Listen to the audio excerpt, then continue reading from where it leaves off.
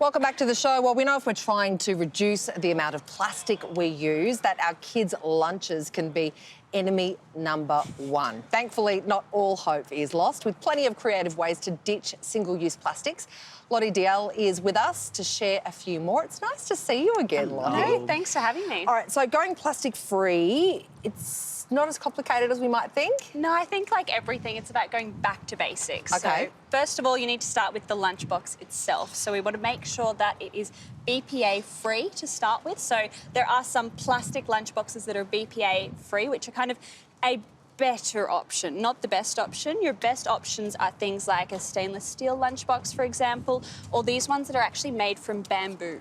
So then we're actually going completely plastic-free from the get-go. Oh, nice. Like it. My daughter's just started school, so this is huge for me. We got one of these lunch boxes that have all compartments on it, and then she opened it. Box, yeah. And then everything falls all over the floor. Oh, no. So, packaging, that's what it comes down to, doesn't it? How can we reduce it, basically? Yes, so we don't want to have any plastic packaging in there. So there are a couple of things that you can do. The first one would be these silicone food pouches. So they're kind of your replacement to a snap-lock bag, plastic snap-lock bag.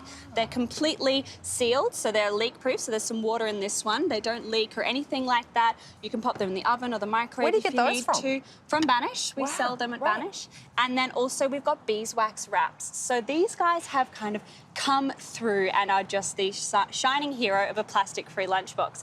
So what you do is you actually use the heat of your hands to mould and to mesh them into pretty much whatever shape you want. So you can just wrap them up like that, and then you don't need to have everything spilling out everywhere. They're great for little fingers as well. And I've made here one actually trying to mimic a snap-lock bag. So it's like a little pouch there, and you can just slot it all in. Do you need to wash those or wipe them down in between? Yes, so I would just give them a quick rinse because they've got a waxy coating. You don't want to use hot water. Gotcha. So just use cold, soapy water. Just give them a nice kind of quick once-over and then easy. Beautiful. All right, so what's next? Cutlery is another big thing. So we've got here some bamboo cutlery because it's nice and lightweight. It's not too sharp for the kids, so it's going to be really, really easy for them to use.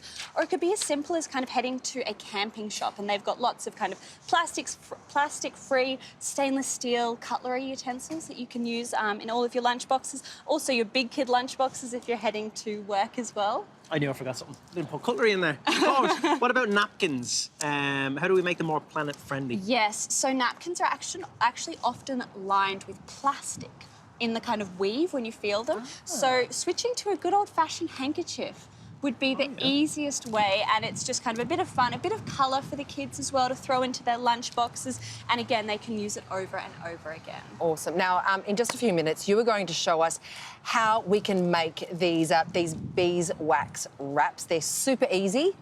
Right after this. All these bills piled up on my desk, they looking like a mouth. All these little kids running around, I can hear them. Plastic in lunchboxes, it's an absolute nightmare. Lottie Dalziel here has been showing us how to rid our kids' lunchboxes of all of that awful plastic. Some great little ideas to begin with. You've got these silicone reusable pouches, brilliant work. These beeswax covers. Yeah, metal lunchbox trays. And you're going to show us how to make these beeswax covers. I always thought that alfoil was okay. Look, it's okay because if you can actually roll your alfoil into the size of a golf ball or bigger, then it can go into your recycling bin. So just make sure it's clean first before, and so you can kind of make a giant soccer ball size almost and throw it in. All right, This is a great idea. She said if you have like a handkerchief, that's where you can use a handkerchief. Yes. A bit of beeswax. Yes, so if you want to grate that straight onto here. Straight onto it. So what you could use, even if you've got some kind of old clothes and you wanted to actually repurpose them, I like to use an organic cotton because then at the end of its life, you can pop this straight into the compost bin. So I've just chosen some kind of fun, different colours. You could get the kids involved, go to your local kind of fabric store and buy something. Gosh, you're doing such a good job. I don't know if this is a real one, is Oh, here's something we've prepared earlier. Well, lucky for that. So what you need to do is just sprinkle that all over the top. So we're just going to make a nice thin layer. So kind of like Parmesan on a pizza. Remind everyone that beeswax doesn't sprinkle either, okay? Yeah, it's quite tricky to get across, right? It's a great idea, though. It is. So we're just going to pop a little bit all over there. You can also do this in the oven if you'd like. We're going to do the ironing method today. So if you're doing this in the oven, you would just do do exactly this and pop it on a really low temperature, wait for it to melt a little bit, and then that's probably enough, guys. Oh. And then You having you would beeswax for your lunch? then you would just use a little paintbrush. So we're just going to pop this over like so. I'm just putting a towel down just because I don't want to ruin your nice So this is bench just a bit of top. baking paper over the top. And the bottom, so I've got it on either side, and I'm just going to melt this nice and slowly. Can you reuse the baking paper? Yes, this is one that I used earlier today, and we're just using it over and over again. So you can see there that the beeswax is starting to melt. And the most important thing is to make sure that you get it right to the edges, because that's where we really need it to be nice and clingy. And the thing is, like, if you're using your beeswax wraps for a couple of years, they might start to lose their grip. So if you have the beeswax block at home, you could just give them a little bit of a refresh. Did you say a couple of years? Yeah. That's incredible. That's for ages. And then, like I said, you just mould them then around the food.